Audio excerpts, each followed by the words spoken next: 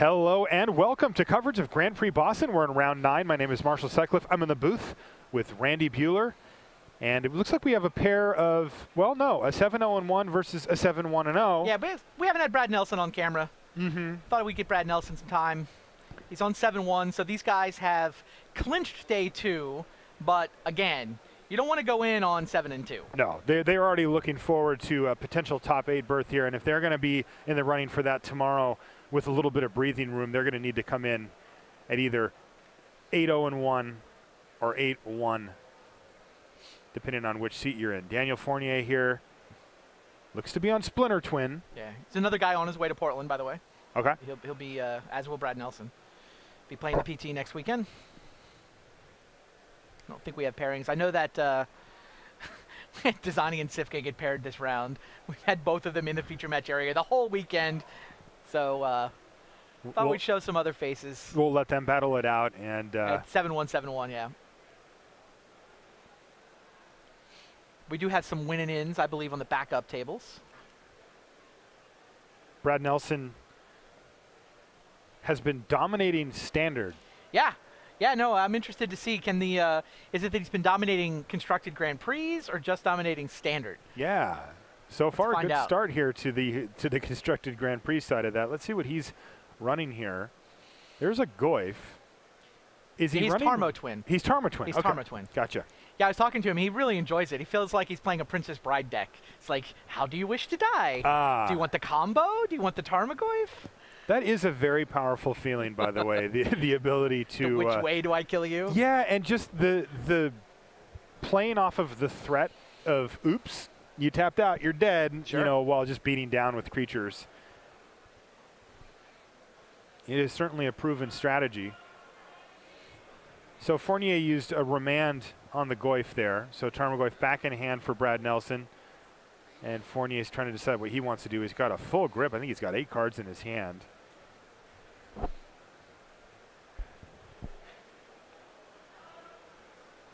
And he's going to play a Misty Rainforest and go after all that thinking. Yeah, so it's basically a twin mirror, except Tarmo variety from Brad and just the blue-red from Fournier. Okay. But they're both twin players. Tempo Twin versus Tarmo Twin, I guess. Sure. Both brought to you by the modern brain of Patrick Dickman. Here's Tarmogoyf, attempt number 2 for Brad Nelson. Josh McLean's in a win-and-in. It's a big match for him. Ooh, yes.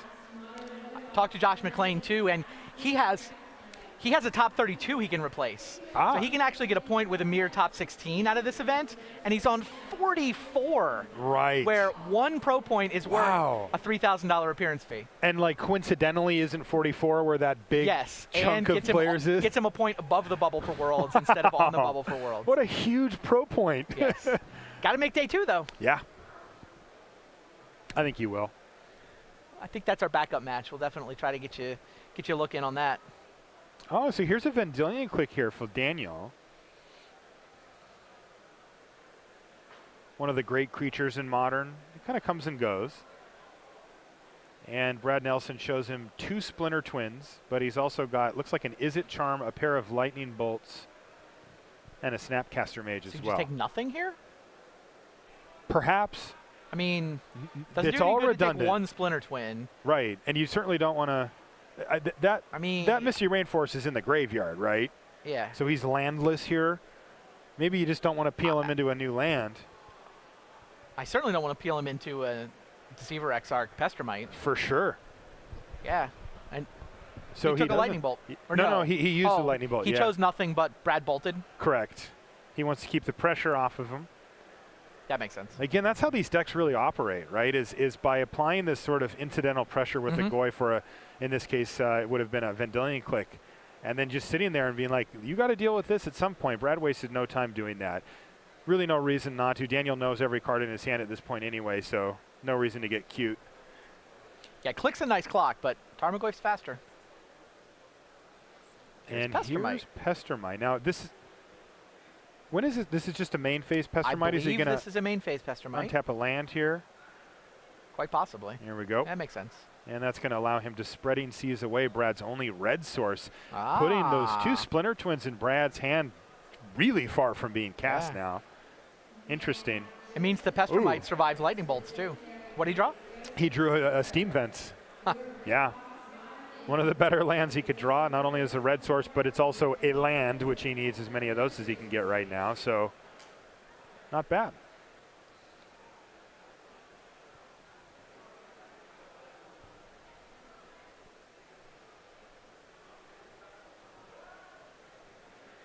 Marshall really likes the Tarmogoyf counter in the middle of the screen at the bottom of the red zone. Rashad likes the Tarmogoyf counter in the lower left. I don't know. Well, maybe we put up some quick poll. Let the fans decide. I mean, I just know now, if you were Rich Hagon, you would be making growling sounds as the Tarmogoyf moves. Oh, is that what he did? It happened multiple times last round. I'm not kidding. I'm suddenly relieved that I somehow dodged that fate. I didn't know what sounds the Tarmogoyf made, but apparently Rich knew. Look, the Tarmogoyf likes to live in the red zone. I just want him to be in his natural element. Fair. Another land off the top for Nelson. I think he peeled an Arid Mesa there. And he's got a nice little clock going here. Well, got a little worse there with the Snapcaster Mage maybe dying here. Although it does look like Nelson's thinking about something. No, he's going to let that happen. And Tarmogoyf is going to hit for another 4. Dropping Fournier down to 7. That steam vents for Nelson was really important. It was huge. He's got bolts in his hand, too. Right, he was able to kill the Pestromite. I mean, in theory, Fournier could have untapped and just killed him if Brad had been without the red mana to kill the Pestromite. Yeah, wow, that was actually just really huge. I don't know if there's a Splinter Twin in Fournier's hand, but, I mean, it felt like he chose a line where not only do I deprive you of mana, but I also keep my Pestromite alive. Uh-huh. All right, here's Snapcaster Mage. What are we going for? Serum Visions? What else does he have in there? I can't quite see. Wow, he does have Splinter Twin. That Steam Vents was the game. Wow.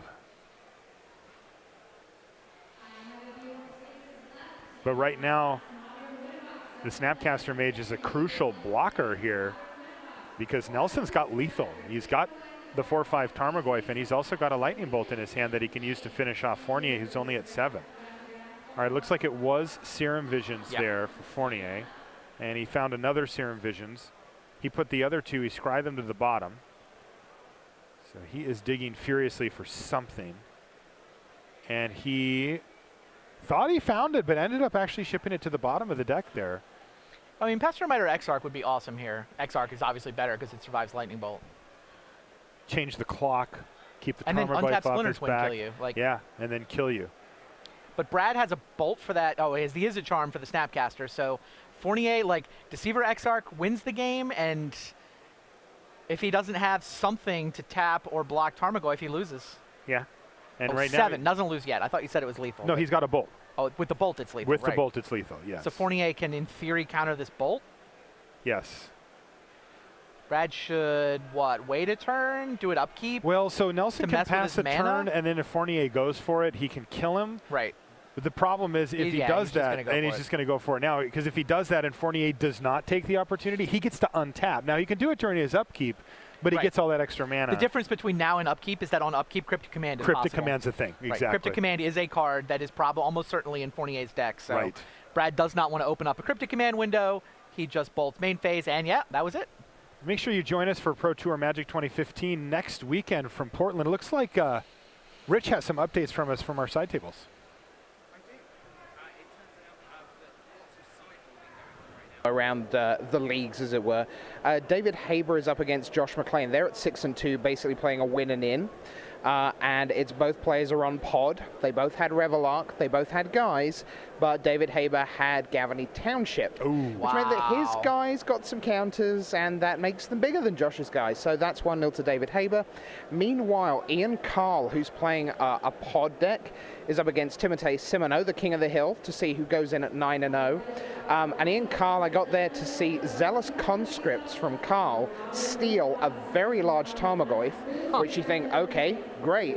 But unfortunately, not being dead means you're still alive. And so Simoneau got his Tarmogoyf back and then established a board position and then used that Tarmogoyf and more to take the game. So he now leads 1-0 and is 1 game away from being 9-0.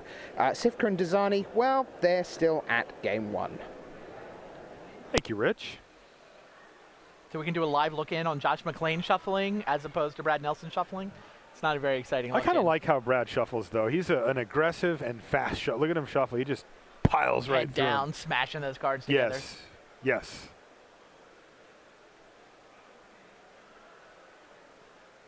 to keep him away from my vintage deck if he's going to shuffle that Oh, yeah, you do aggressively. not want to hand that one over to him.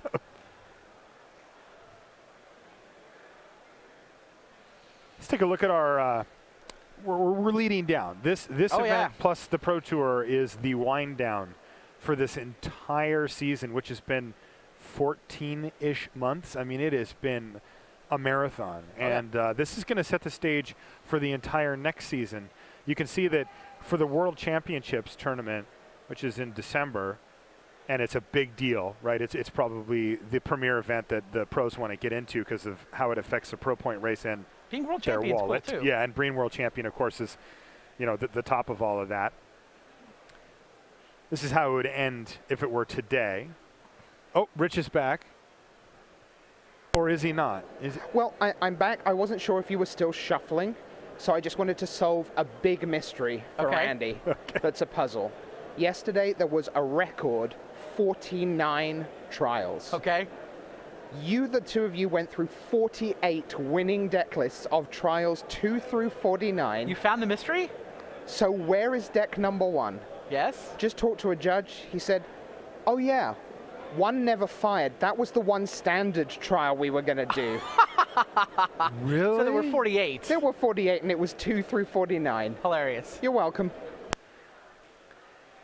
They tried to fire a standard trial. Nobody wanted to play standard. Wow. People came here to play modern. Yeah. That's funny. So Serum Vision's here for Daniel Fournier, and back to Brad Nelson, who just has to play land go. Brad's up a game here, looking to improve to 8-1 heading into day 2. Over the last 5 or so standard GPs, Brad has been pretty dominant. Didn't have I don't know what he finished in the last one, but it was weird not seeing him in the top 8. Like that's how dominant he's been in standard over the last year and a half or so at the Grand Prix level. It'll be standard next weekend. It's Pro Tour. Yes. Yeah, his wheelhouse for sure. He's got some work to do too, right? Pro point wise. So hopefully he has a good appearance.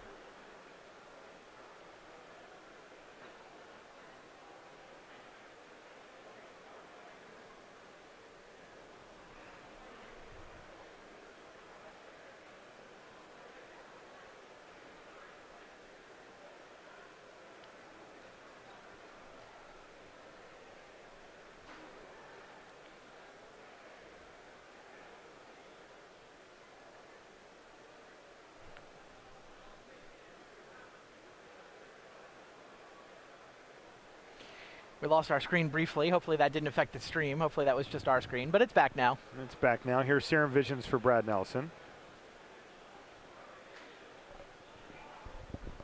One card on top. Excuse me, one card on bottom. And not a whole heck of a lot else going on currently. Yeah, this matchup in particular always has this weird dance where everybody's afraid to ever tap out. Right. It's like, all right, I can tap out on your end step, maybe. Right. Anything else I do, I run the risk of you just dropping a creature on my turn, untapping, playing a Splinter Twin, and killing me. So both players will just be really afraid to tap out. I mean, the dream is you play a Tarmogoyf on turn 2 before they can kill you. But Brad obviously didn't have that. All right, so here's one step towards winning. But it's not going to happen here. Yeah, it was a Pestermite attempt on end step, but Remand takes care of it, at least temporarily. Yep. So Brad doesn't mind being tapped out here because he knows that Daniel doesn't have the opportunity to combo the trick out. is, in order to actually win with Splinter Twin, your creature has to not have summoning sickness. So it has to already be in play when you start the turn where you're going to play Splinter Twin. Fournier does have the opportunity to resolve something, but what you'll typically see in this spot is that they just won't. Oh, I mean, he can't do anything that wins the game, and if he taps out, I mean, I guess Brad can't actually win the game here. He could play something. Yeah, I mean, he could play the Pestermite if he wanted, and just to make sure that it resolves through counter spells, but it is sitting there completely unprotected, and Brad and then has now free it's vulnerable reign. to lightning bolts. Right. Or even Flame Slash in some of these lists. Yeah, Brad has one Flame Slash. But he does actually run it out there, so he wants to make sure that he has it. Now untaps his own land so that he can represent a counterspell. Yeah, so he might be able to protect his Pestermite. Brad draws a Tarmogoyf for the turn. unfortunately for Brad, the window for going for Tarmogoyf is it's past him a little bit here, as he's got to be really careful.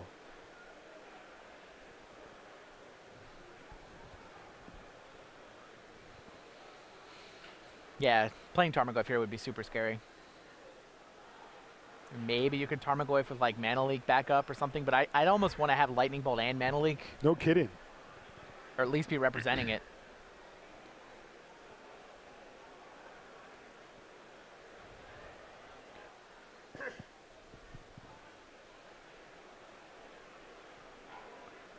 And Brad just has to say go. Yep.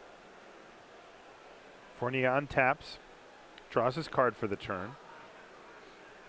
And Nelson's got a full grip here and 4 open mana, so Fournier's not really excited to try to run out anything crazy. Just going to attack with the Pestermite and start chipping away at the old life total. You mentioned it earlier, Randy. This is oftentimes how these decks actually win. They just end up ignoring the combo for the most part and just beating down and finishing off with a few well-timed burn spells. Yep.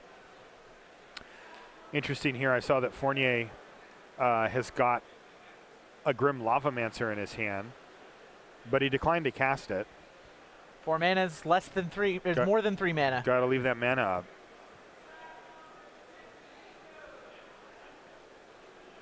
Yeah, I really enjoyed the articles LSV wrote for Daily MTG these last couple of days, going over Modern. Went over the big archetypes last week, and then some more brews this week. But he was saying that with the Splinter Twin deck, you should only expect a combo kill about half the time. Okay. If you're combo killing significantly more than half the time, then you're not playing the tempo control game well enough. You know, if Brad just takes 4 hits from Pestermite here because he's trying to save a removal spell to be as a response to Splinter Twin, then he'll just get himself in Lightning Bolt range. Suddenly Lavamancer, Snapcaster. Is that a Desolate Lighthouse there for Fournier? That is. Sweet. Yeah, the blue-red version can play Desolate Lighthouse. It can play Grim Lavamancer. I mean, I think that going into the Pro Tour, I mean, it was really Dickmon who put together the Tarmo Twin version of it, partially because he felt like Lavamancer just wasn't good enough in a field that could have a bunch of Wild Nacatls. You know what, though? There really aren't that many Wild Nacatls out there. No. There were at the Pro Tour. I mean, Zoog definitely was a top 10 most played deck. Yes. But it didn't do anything, so with that fading, maybe that means Grim Lavamancer is still just good enough. You can go back to the blue-red version. Because you don't have to block a Wild Nacatl with your Tarmogoyf.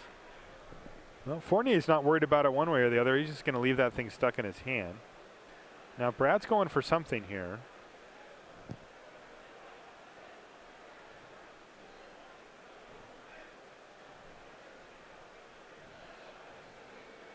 Is that good news for Team Geist? Is that what I just saw? Yes, it's getting pantomimed toward you. X2. All right, so Pestermite from Brad Nelson, and this is where things get interesting.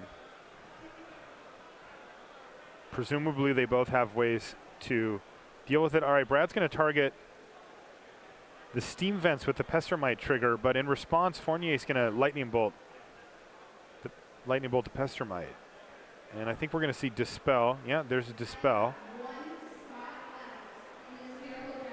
from Brad.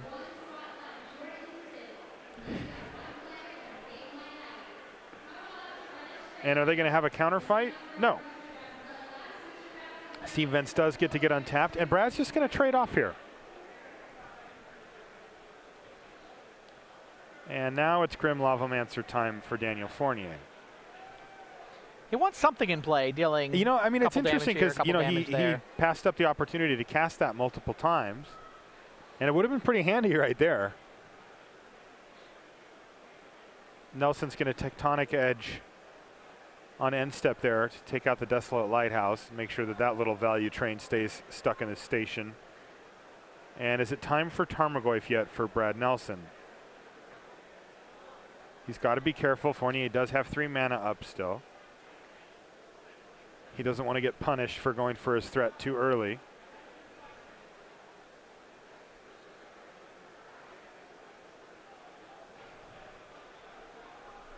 But there it is, Tarmogoyf.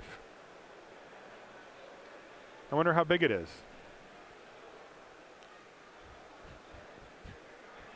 Oh my, is it Static Caster? No. Sorry, Counterflux. Counterflux. Like, why would that be? The art looks actually remarkably similar on those two. I've made that mistake in the past. And it floats around in some of these lists. It does? Counterflux makes a lot more sense in this matchup. So Goyf down, but there's an immediate replacement Tarmogoyf here.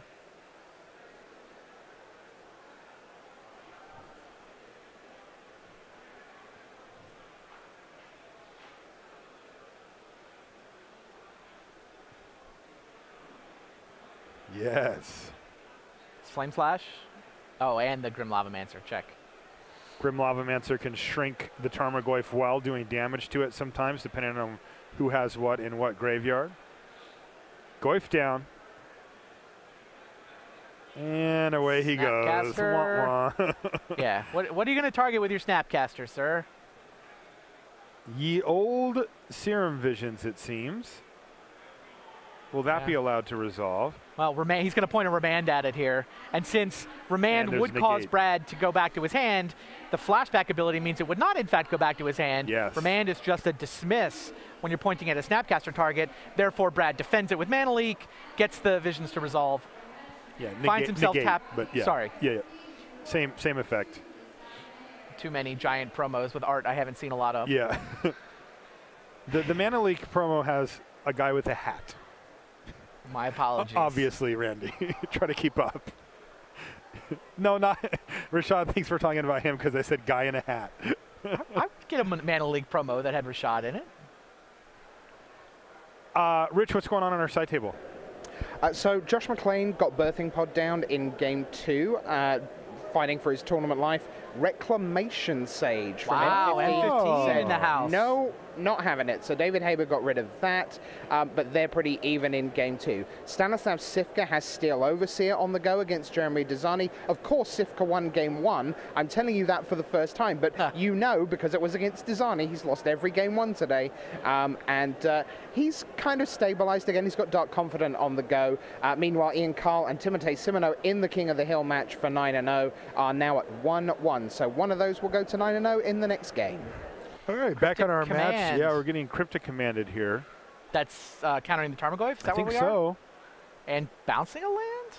No, okay. Brad sacking a land is response. This looks like the old counter draw here. Yep. I mean, well worth defending. Tarmogoyf's pretty nice threat here. Yes. Yeah, that Grim Lavamancer can't get cards out of the yard fast enough, and it's going to be, I think he's going to target the Dismiss here, or the Negate. What do you got? Remanded. Interesting. That is interesting. That rather than the Negate. Yeah. Did he put it in the graveyard, though? It wasn't a flashback. It was Cryptic Command out of his hand. Yeah, so it should go in his hand, right? It did. Oh, we put it in the graveyard. It's in the yard, though. The Cryptic Command? I thought I saw him just put it right in the yard, but... He's got one in his hand also. He remanded the Goyf? Okay. Oh, he remanded his own Goyf. He remanded his own Goyf. Good. Got it. That makes way more sense. He remanded his own Tarmogoyf, thereby fizzling the Cryptic Command. Yeah, often when you're in a counterfight, the threat. Remanding your own spell is usually better than remanding their spell in a counterfight. It fizzles the card draw from the command too. I mean, any old counterfight, it's usually better to remand your own spell. Versus a Cryptic Command, it's even better. But here's another Cryptic Command. And here's a Snapcaster Mage. And he's gonna find Negate in his graveyard here and get rid of that one. So Brad Nelson with a nice play here. And there's Goyfy back again. But on the battlefield and ready to rumble. So guess what? What? The other tournament that's happening down the hall, they're done. Really? I'm holding standings after round 9. Are you going to share them, or is that Nathan Holiday 9-0? Oh. Top 8'd in Minneapolis before the last PT. A Grand Prix winner, in fact, in Modern. I'm guessing, that was Modern in Minneapolis. I'm guessing he's still on the pod list, although I don't know. All his buddies are here. He moves around. I mean, he won his GP with eggs. Sure. You know. And I know that the pod deck that he top 8'd in Minneapolis with was borrowed from either party or McLean, one of those. He was commenting how the cards themselves were in their third top 8. even though he was the first time he'd been their pilot. And Goify goes away again. The Grim Lavamancer doing a lot of work here for Fournier. So if I told you there was a name player on 8-0-1, really good, but a little on the slow side. Guillaume Wafotapa. Guillaume Wafotapa is the right answer. That's awesome. Pierre Dejean is on 8-1, sitting in 6th. Lucas Siao. Phil Napoli. P-Naps? P-Naps, yes. More famous in social media than perhaps Pro Tour coverage, but that's fine. Gotta love a good OSIP story. Wow, this Grim Lavamancer is just tearing apart Brad Nelson's board. All of a sudden, Fournier is now on the offensive. While Nelson had fought very hard to get that Tarmogoyf and Snapcaster Mage going, and they are going no longer. Ooh, but this is a little scary. Yeah. We haven't really seen too much jockeying for this type of stuff. But here's a Deceiver Exarch.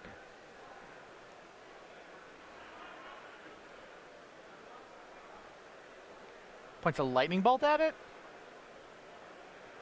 He's got a Electrolyze as well, but geez. Well, I mean, Grim Lavamancer will finish it off. Yes. Right? Because the lightning bolt will be a second card in the yard? Yes. And yeah, he is not interested in Brad having Deceiver Exarch. Pretty shocking. How about this one? Are we mid-combat too, where he gets to block a Snapcaster?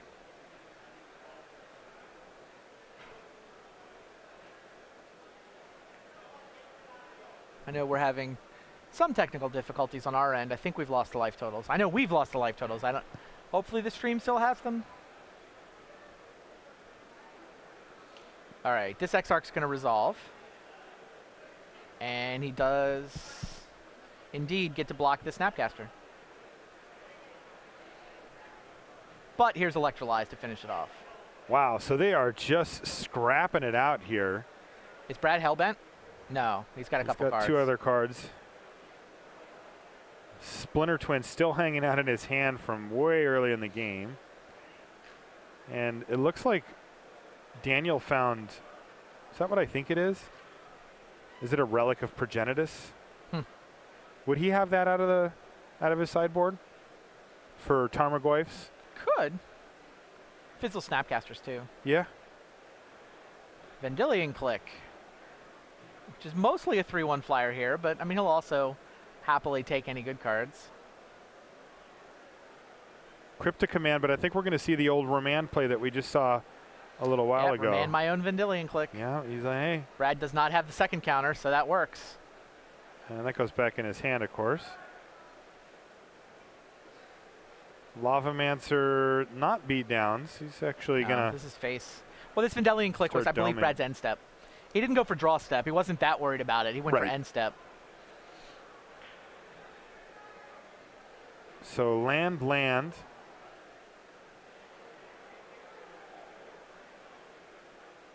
And Cryptic Command. It is the relic.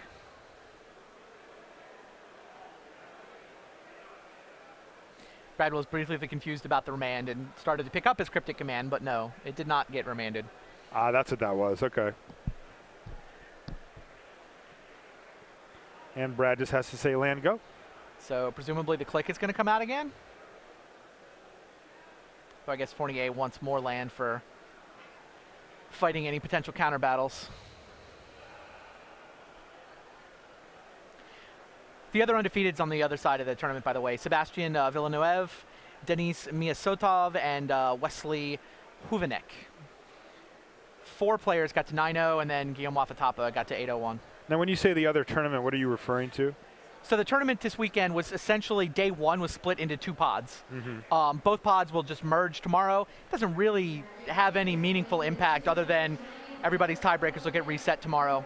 The 2 tournaments will merge. Everybody who got to X2 on either side just plays together all in the same room tomorrow. So I'm mostly kidding when I say 2 tournaments. It feels like 2 different tournaments. Just because it's in a separate room. It's really just 2 flights of the same event. They just didn't interact with each other from a pairings point of view. 2 separate scorekeepers today, 2 sets of pairings. Brad down to 4, yeah. 4 life, 4 cards in hand, and just says go. Grim Lavamancer still didn't attack. No cards in the yard. I might have attacked with him that time. Yeah. I don't know. You could run him into an X-Arc, which would be depressing. I mean, it could change an entire turn here. Doesn't attack here either? It's going to give him 2 fetch lands. Nope. 2 fetch lands. Good enough. All right, so we're going to get a game 3 here in round 9. Brad Nelson. Looks like Josh McLean gets a game 3 as well. Once again, our live look-in is on shuffling, but that's good news for Josh McLean fans. It is. Because he was down a game, and he got his pod killed by Reclamation Sage early in game 2. Is that a card you expect to see in Reclamation Sage? In pod itself? Absolutely.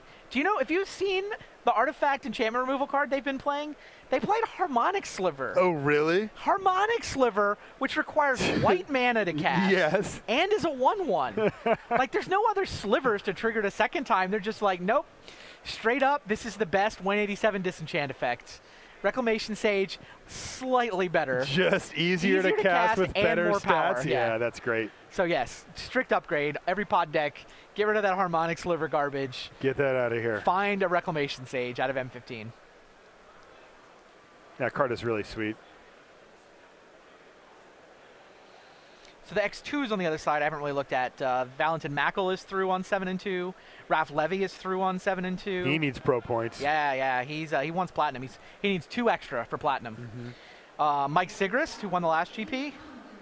Brian Braun to win. Alex Majleton. Alexander Hain is through on 7 and 2. All right, we got a live look-in with Josh McLean and David Haber here. Craig Wesco is through on 7-2. A lot of good players at 7-2. It's going to be a tense one tomorrow.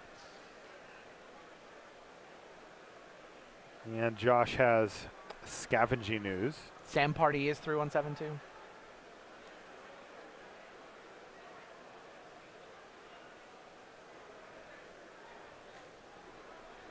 Man, there's a lot of players in this event. 135 players on 7 and 2 and better from that half of the field. Really? Wow, yeah, this is a big field. 135, so we should have approximately 170. Rich Hagen. Update, update us. Hello. So, Randy, who do you reckon won game 2 between Dazani and Sifka? I'm going to go with Dazani. In an incredible turn of events, you are correct. He has lost every game 1 the entire day and won every game 2 the entire day. Yeah. So they could have just played best of 1. Yeah, well, he's 4-1 in game 3s. The game 3s, the streaks have ended. Well, here's someone who took game 3. Timotei Simoneau is your king of the hill. He will be 9-0, World Magic Cup champion. He will come back tomorrow at 9-0. Defeated Ian Carl. In the end, took Maelstrom Pulse and Abrupt Decay. Clear the path. Here's a Tarmogoyf. Hit you for 6. Hit you again. Kill you. So McLean is still going at it. He's at 1-1 now with David Haber. They're about to start their game 3. Yeah, we're 3 turns into it right now. And that's where we are right now. Cool. Thank you, Rich. Still on our live look-in here. Yeah, so this is a pod mirror. As Rich said, we're now seeing it on camera with something other than shuffling for the first time. I'm going to guess Haber does not have a pod because he played turn 3 Kitchen Finks. Dueling turn 3 Kitchen Finks. Maybe you slow roll the pod, go turn 4 pod with activation mana. Yeah, you can definitely do that. Yeah, it feels like, I mean, the game's, we don't get to find out. Nope. We've got a different kind of mirror.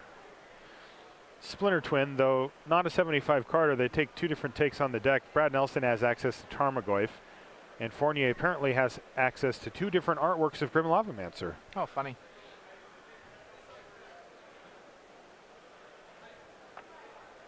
A timely lightning bolt off the top for Brad Nelson. Does he have the mana to cast it? Yes. He can end the shenanigans immediately if he desires.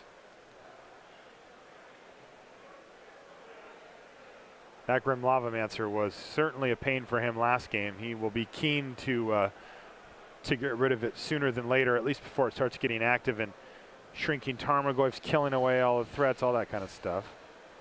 And there's Lightning Bolt to just zap it immediately. The important thing going on here, though, really is the battle between the beta basic lands and the Zendikar basic lands. Who wins in your mind? I'm all beta. Beta 2. All beta all the time. And that's not even that's an unhinged basic land. Oh, those unhinged? I thought he had Zendikar. Yeah, Unhinged? Yeah. Those are... Aren't the Zendikar ones nicer than the unhinged ones? No. Okay. The unhinged are all John Avon, and Okay. only 1/4 of the Zendikar are John Avon. So I did the math. All Jane That's Avon's fair. better. Yeah. I'll buy that.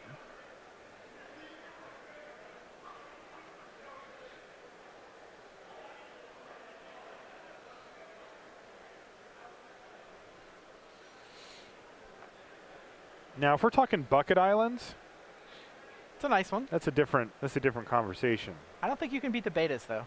No, betas are untouchable. I feel bad. I have the Japanese 4th edition, so they're black bordered and they're the same art as the betas. They look like betas unless you see that the name isn't in English. I feel dirty for running them sometimes. No, those are cool. I mean, they're kind of cool, but they're like Foreign? fake betas. Yeah. They They're feel cool. fake. Those are super cool. Yeah, I mean that used to be the basics I would just run in all my constructed decks. Yeah. Back in the day, but No, I give now you... I feel like everyone's on the betas, and I feel like I feel like a poser. No. No. You're one step ahead of the metagame, Randy. Is that right? I can Yes. live with that. Yes.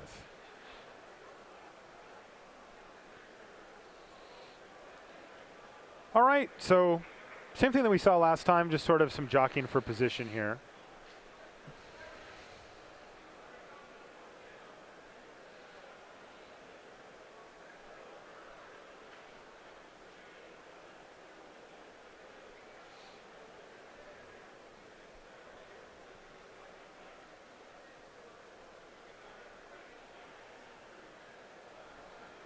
Brad's going to keep hitting his land drops. Of course, very important in these type of matchups.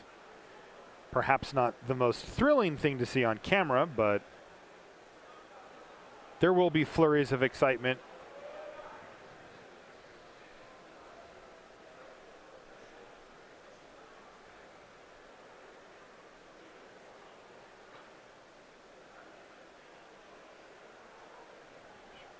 Pestromite is on the stack, yeah? Yes. Yeah. I mean, has he It's going tapped to something? resolve, but he's got to target something with it. Yeah, I don't think he tapped or untapped something. Our TV flickered, but I guess it maybe he didn't was end up tapping the mattering. stomping grounds. And Brad used it? I don't know. Our TV keeps flickering.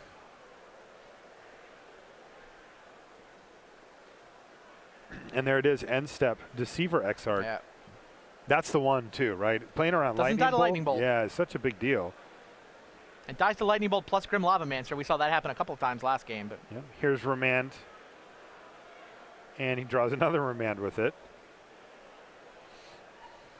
Getting remanded 2 or 3 times in a row is pretty frustrating.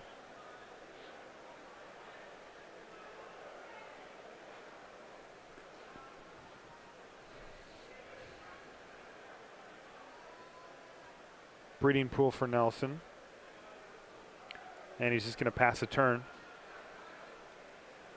Hanging onto that Deceiver Exarch until end step.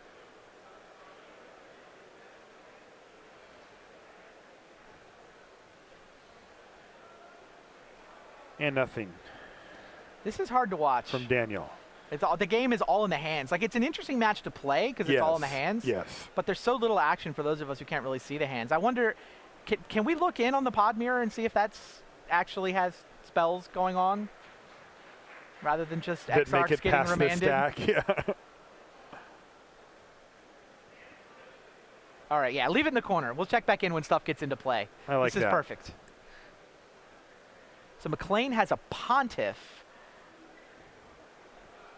He's got He's a on the attack with Kitchen Finks and is that Reclamation Sage? I don't know. I mean, the fact that I don't recognize the art makes me think it must be an M15 It must card. be. It's a core set card. Yeah. Oh yeah, new frame, of course. There you go. I don't think he's got anything else from M15. Right. So Reclamation Sage. We don't know what it killed. It's a no pod game for either player. Although I see a pod in Josh's graveyard. I don't know if there's a pod in David's graveyard as well.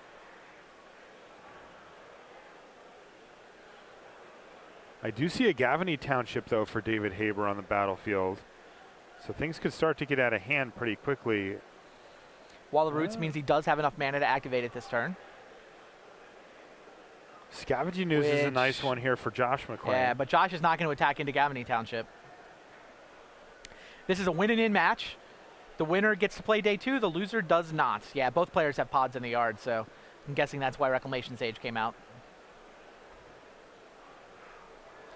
Cracked fetch land for a tapped land.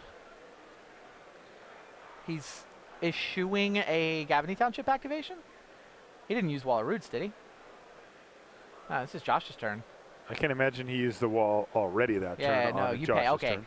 He just put it down, but now the trigger, no, does not pay the 2 life, does not get an activation. Interesting. Maybe he's on a pretty low life total? Must be, right? He's got to be.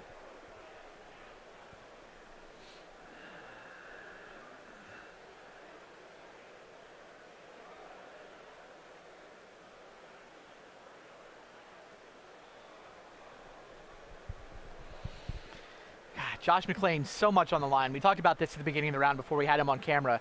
If he can get 1 pro point out of this event, and all he needs is a top 16 to add 1 to his total, 1 pro point gets him instant platinum, so $3,000 appearance fee next weekend, and gets him off the bubble for the for an invite to Worlds. But he's got to make game 2. Pontiff here? Yeah. Pontiff for Haber, kills all of McLean's creatures. McLean's own Pontiff, it looks like, is he haunting the Finks? I thought I saw him gesture with the Pontiff toward the Finks. I did think, I thought I saw that too, though there's no like marker or anything. One of the awkwardness about Haunted as a mechanic is that it can be kind of hard to remember exactly what's on what. A lot of people put the Haunted card under it, but that doesn't really do it either. All right, what does Josh McLean rip for his turn? Really needs to pick up a victory here. He's playing for day 2, right? Yeah. Yeah, he can't get that pro point unless he wins this game. He's going to attack with Scavenging News. It's up to 6/6. It's not nothing. And Haber looks like he's lining up a chump block with Wall of Roots here.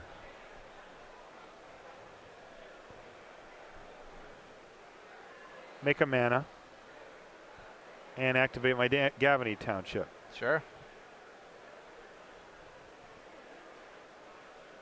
That thing can get out of hand so quickly.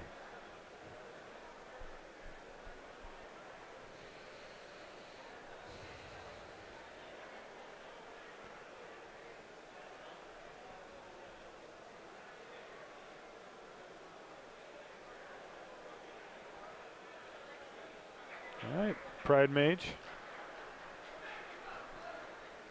Set Scott McCollum over more Team Geist members through to game 2. Set all 3.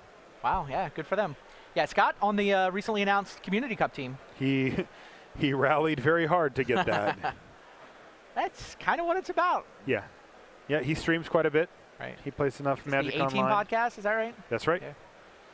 And then, yeah, Team Geist. They seem really happy with the Geist deck they're running this weekend.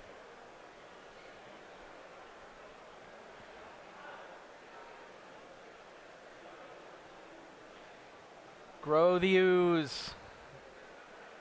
More scavenging.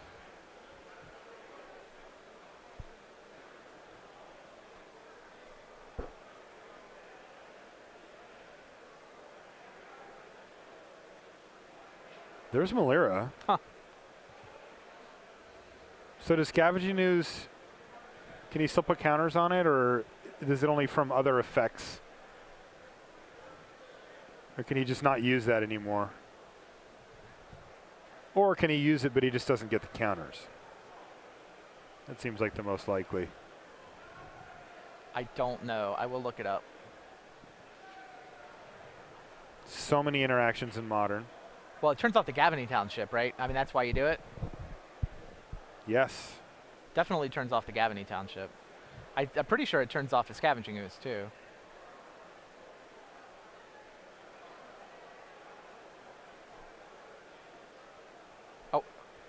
It's just you can't get -1/-1 counters. Sorry, it doesn't do any of this. Okay. Creatures you control can't get -1/-1 counters. And it's only you control, so he doesn't turn on his opponent's combo. Thank you, Internet.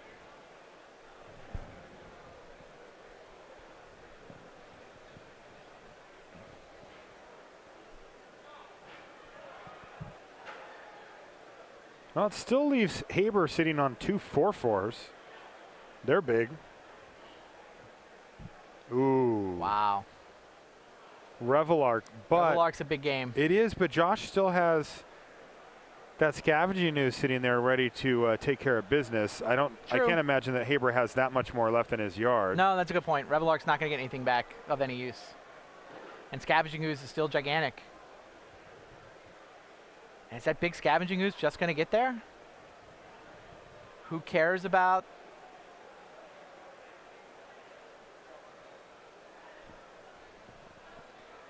Yeah, the Scavenging Ooze, the other thing is, if it wasn't for the Scavenging Ooze's activated ability, Haber could be just blocking with Red Cap, recursing Red Cap, putting +1/+1 counters on it to cancel out the -1/-1 counters. Right. But Scavenging Ooze will eat it. And it's hungry. That's an a triggered ability. It's a 10-10 ooze. Scavenging Ooze is doing everything this game.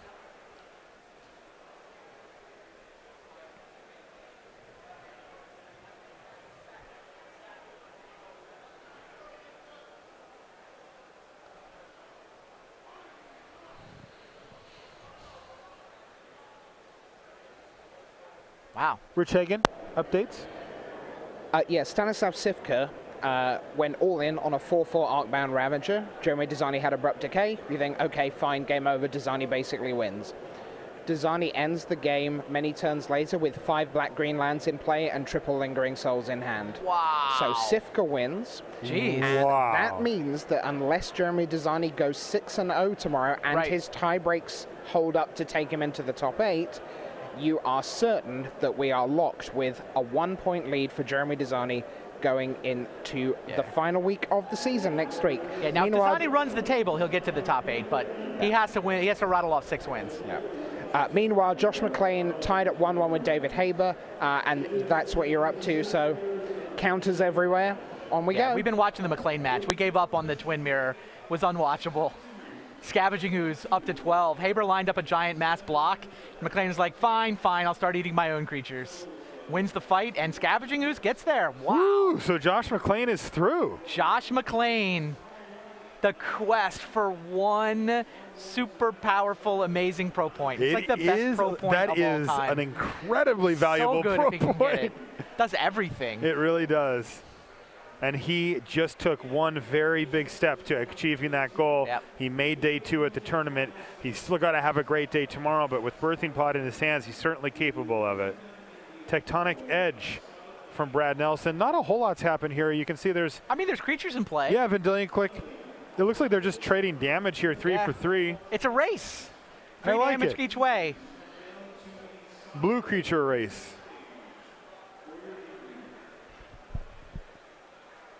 I will say, by the way, this is our last round, right? Yes. Right, so now, 9. when we're done, you guys should go check out the Shotgun Lotus channel and the Vintage Rotisserie Draft. If you want to see some cool Magic plays, those guys play a complete round robin, so they're probably, they get everybody on camera over the course of the day, everybody plays everybody, then they go to a finals. But yeah, they're going to be going on for a while. They're West Coast, and the draft took a couple hours, and kind of team that they didn't really start till 11. Anyway, they should be at it for a while. That's a cool thing to check out if you're interested in lots and lots of Magic cards doing lots and lots of cool things. My podcasting co-host Brian Wong is doing coverage for it, I'm told. Yeah. Another Exarch from Brad. He's got the aggressive demeanor of somebody who thinks he might have this.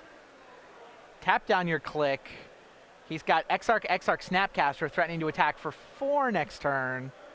It does favor him, especially if Click's getting tapped down here.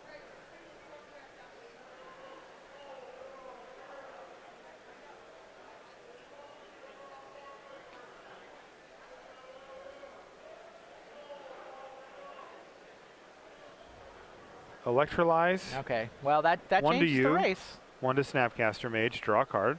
And he wants to draw the card before he decides about this Exarch, yeah? Or no, the Exarch must have already resolved because the Click is tapped. Now what does the race do? It feels like, yeah, they're just racing with creatures here mostly. And who knows how many Lightning Bolts they've accumulated. Oh. Ooh, Brad's going for it, though. Splinter Twin on Deceiver Exarch, going for it right now. Doesn't really want to go to 3 from that Click. Ooh, Counterflux says no, sir. Yeah, that's a tough one. There will be no counterfight involved, but there's a Lightning Bolt to shore the race situation back up for Brad. He attacks for 2. 3-turn clock here, but 2 lightning bolts to the face is going to be enough for Fournier to defeat Brad Nelson and send him in still technically undefeated